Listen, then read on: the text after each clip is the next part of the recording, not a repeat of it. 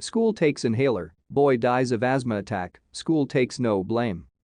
When a young student arrived at school, faculty members saw his prescription inhaler and confiscated it, locking it away in the principal's office.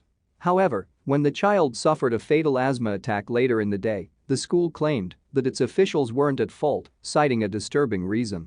Ryan Gibbons, 12, suffered a fatal asthma attack after school officials confiscated his inhaler.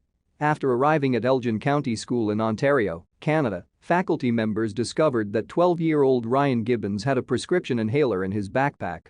The school had a policy against allowing children to handle their own medication, so officials confiscated the inhaler and locked it away in the principal's office.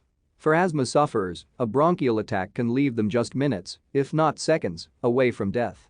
However, thanks to incredible medical advancements, what used to be a commonly fatal condition is now easily manageable with the right medication.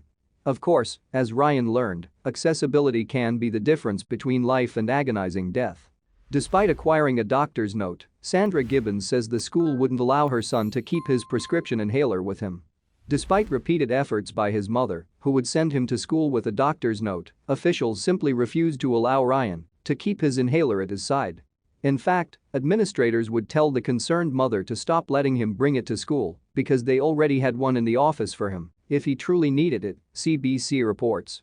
Being an active preteen, Ryan carried on with his school activities, which included playing outside during recess. It was then that the boy realized he was having an asthma attack and that his inhaler was nowhere in sight. Ryan Gibbons lost consciousness before school officials could even get to the inhaler they had locked away in the principal's office. Ryan's friends picked him up and carried him to the principal's office to get his inhaler. However, as he struggled to take his final breaths, school officials found that they couldn't access his medication quick enough to administer the life-saving puffs. The child lost consciousness before administrators could even get to the locked-up inhaler, leaving him to die a terrifying and needless death.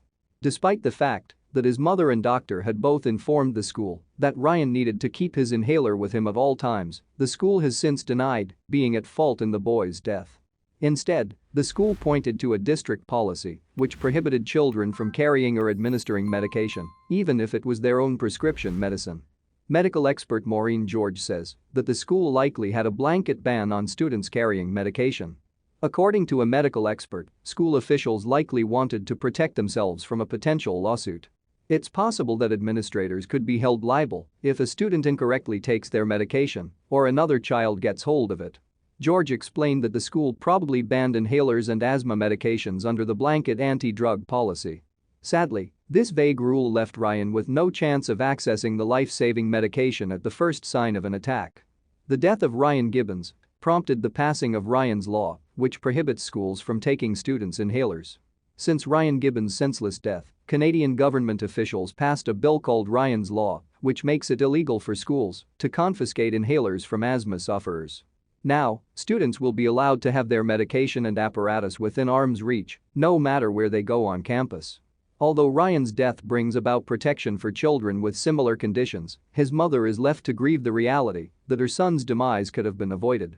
Sadly, it took the agonizing and slow death of a child to allow other children like him to have the medication their lives depend upon with them at all times. Thank you for watching this fantastic story. Please tap one of the 2 videos on your screen for another amazing Wonder Stories.